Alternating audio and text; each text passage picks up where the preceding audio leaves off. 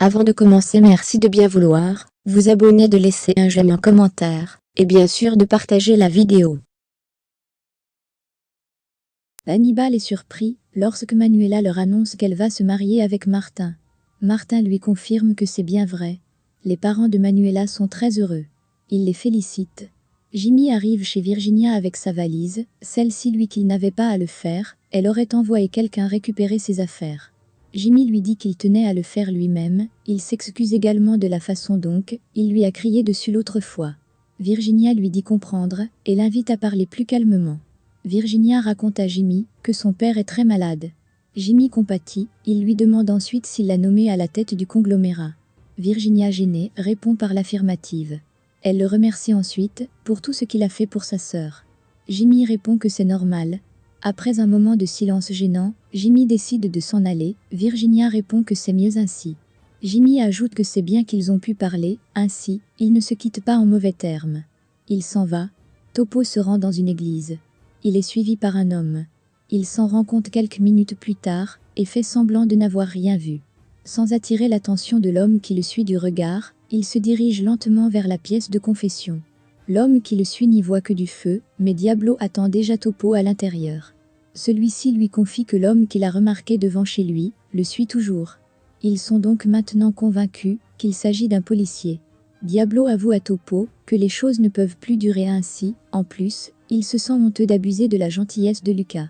Lorsque son ami lui demande donc ce qu'il va faire avec Manuela, Diablo lui révèle qu'elle va se marier avec Martin. Topo est sous le choc. Diablo confie qu'à ce stade, rien n'a plus d'importance, à part sa mère et lui, il va donc partir au Mexique avec elle. Le lendemain matin, Lucas est complètement en admiration devant le tableau que Diablo a peint. Le jeune homme répond qu'il y a mis toutes les émotions qu'il ressent. Lucas répond qu'il sait, et cela se voit. Il ajoute que son tableau est excellent, et lui demande ce qu'il va en faire. Angèle rétorque qu'il le lui offre. Il précise que c'est pour le remercier de tout ce qu'il a fait pour lui. Topo rencontre Sandro dans le parc où il vend ses beignets. Le jeune homme et Sandro discutent sur comment fait partir Diablo et sa mère au Mexique. Horacio et Manuela discutent dans son bureau. Martin fait son entrée à la réception et ne se signale pas. Il essaie d'écouter la conversation entre Manuela et Horacio. Il apprend ainsi que Mauricio était avec Virginia au moment de son accident. Au même moment, Nina arrive et l'accueille. Lorsqu'Horacio entend la voix de Martin, il quitte rapidement le bureau de Manuela. Martin fait son entrée. Manuela lui demande si tout va bien. Martin répond par l'affirmative et ajoute qu'il est venu pour parler d'eux et de leur mariage. Plus tard, ils se retrouvent donc dans un café.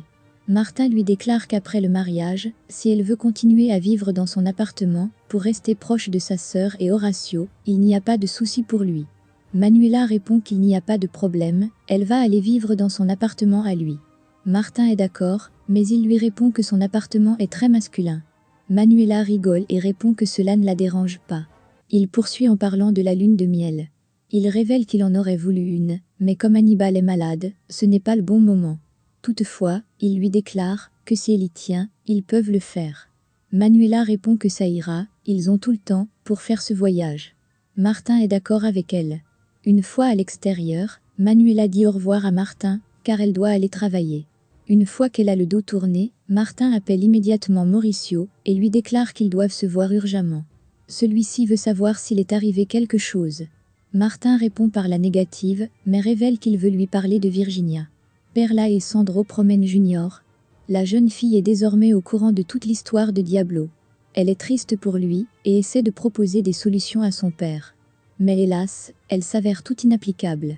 Elle déclare ensuite à son père qu'elle a besoin de voir Diablo pour lui dire merci et lui apprendre qu'elle a récupéré son bébé et changé de vie grâce à lui. Sandro répond qu'il est sûr que Diablo sera ravi de la revoir également. Au poste de police, Jimmy reçoit un appel d'un des policiers sous couverture. L'homme lui apprend qu'il suit Topo depuis, mais il n'a rien remarqué de suspect. Il ajoute que ce garçon mène une vie très correcte. Jimmy lui demande alors si Topo n'a pas remarqué qu'il était suivi. L'homme répond que c'est impossible. Il ajoute qu'il continuera à le surveiller. Au même moment, Perla arrive chez Topo avec son bébé. L'homme le fait savoir à Jimmy. Celui-ci répond que ce n'est que son épouse et leur bébé. L'homme lui fait remarquer qu'ils vivent pas ensemble pourtant. Jimmy déclare que c'est parce qu'ils ont quelques soucis, rien de suspect. Il lui demande de bien ouvrir l'œil et de l'appeler dès qu'il y a du nouveau. Pendant que Perla parle avec Topo, il se rend compte qu'elle est déjà au courant de toute l'histoire avec Diablo. Il lui demande de bien garder le secret. La jeune fille lui demande de ne pas s'inquiéter, car Diablo est comme un frère pour elle, et elle veut aussi aider. Mauricio, très nerveux, discute avec Martin. Il le supplie de ne rien dire à Hannibal par rapport à cet accident. Il ajoute qu'il n'est pas un drogué. Cela attire l'attention de Martin. Il rebondit donc dessus, en lui demandant comment un chef d'entreprise peut-il être accro à la drogue. Mauricio, apeuré, raconte que c'est Virginia qui lui a proposé de la cocaïne, c'est elle qui est accro. Choqué, Martin lui demande s'il se rend compte de ce qu'il dit. Mauricio lui demande de croire ce qu'il veut, mais c'est absolument la vérité. Sachant que Topo est sous surveillance, Perla se propose alors d'aller donner à Esperanza l'argent pour le voyage. Elle déclare ensuite à Topo qu'il a un très grand cœur et toujours prêt à aider. Peu après, ils quittent donc les lieux. Le policier ne les lâche pas des yeux, une fois à l'extérieur. Esperanza, Sandro et Perla arrivent à la gare. Ils cherchent Angèle du regard. Le garçon apparaît au bout d'un moment. Il est surpris de voir Perla. Sandro le rassure que personne d'autre n'est au courant. Angèle la remercie d'être venue. Il fait ensuite un coucou au bébé. Lorsqu'Angèle s'en va acheter les billets, Perla le suit. Sandro dit au revoir à Esperanza.